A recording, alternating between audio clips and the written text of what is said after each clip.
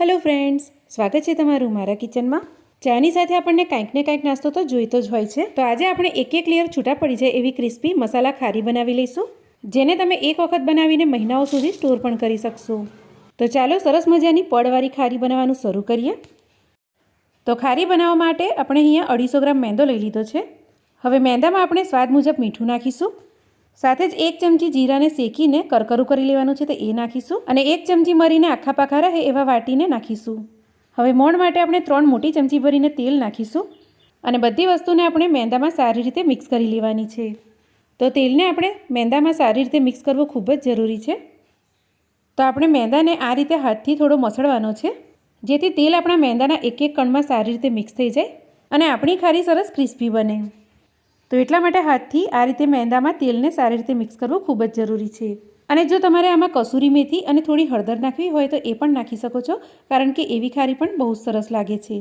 તો સરસ તેલને આપણે મેંદામાં મિક્સ કરી દીધું છે, અને આ રીતે ચેક કરતાં મુઠ્ઠી પડતું મોણ આમાં હોવું જોઈએ। તો આ રીતે આપણી ખારી ખૂબ જ સરસ બનશે। હવે થોડું થોડું પાણી નાખીને બહુ કઠણ નહીં અને બહુ નરમ નહીં એવો લોટ આનો બાંધીને આપણે તૈયાર કરી લેવાનો છે, અને લોટ બંધાય ત્યારબાદ 2-3 મિનિટ ગુંદીને એને ઢાંકીને 10 થી 15 મિનિટનો આપણે રેસ્ટ આપવાનો છે। તો મેંદો રેસ્ટ થાય છે ત્યાં સુધી આપણે લેયરમાં લગાવવાની લઈ બનાવી લઈશું। તો એની માટે આપણે 2 ચમચી કોર્નફ્લોર લીધો છે, અને એમાં 2 ચમચી ભરીને આપણે તેલ નાખવાનું છે અને સારી રીતે મિક્સ કરી લેવાનું છે।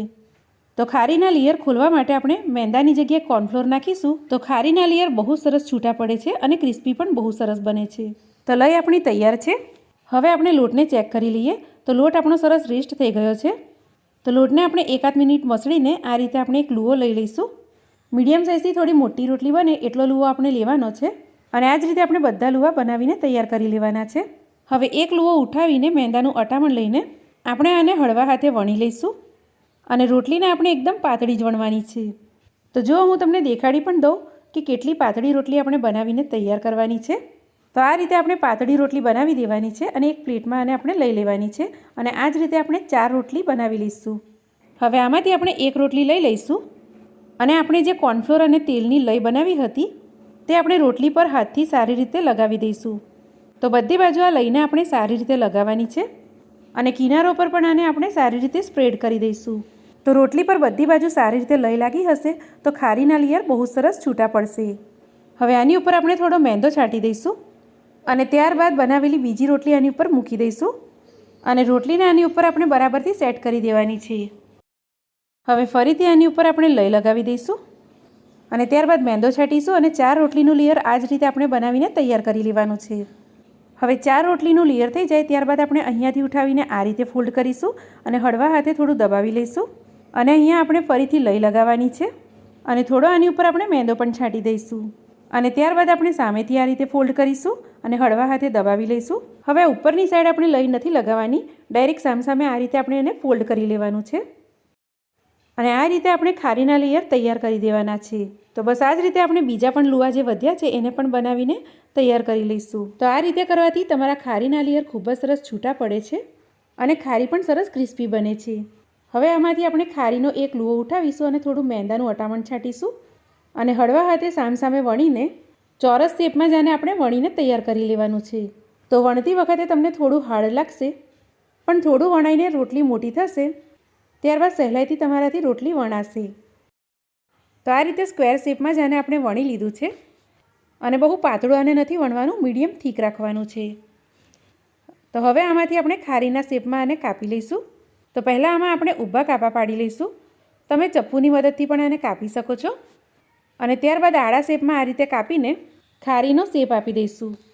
તો જો હું તમને એક ઉઠાવીને પણ બતાવી દઉં, તો આ જ રીતે આપણે મીડિયમ થીક ખારીને રાખવાની છે, અને અત્યારે જ તમે આના લેયર પણ જોઈ શકો છો। તો બસ આ જ રીતે આપણે બધી ખારીને બનાવીને તૈયાર કરી લેવાની છે, અને ત્યારબાદ મીડિયમ ગરમ તેલમાં આપણે ખારીને એક કરીને નાખીને ફ્રાય કરી લેવાની છે। અને ખારી નાખીએ ત્યારે તેલ આપણું વધારે ગરમ ના હોય એ વાતનું આપણે ધ્યાન રાખવાનું છે, કારણ કે જો એકદમ ગરમ તેલમાં આપણે ખારીને નાખીશું તો ખારી આપણી ઉપરથી બ્રાઉન કલરની થઈ જશે અને અંદરથી કાચી રહેશે। તો જો મીડિયમ ટુ સ્લો ફ્લેમ પર ખારીને આપણે અલટ-પલટ કરીને ફ્રાય કરી લીધી છે, અને મીડિયમ ટુ સ્લો ફ્લેમ પર આવી ખારી તળાતા 8 થી 10 મિનિટ આપણને લાગે છે।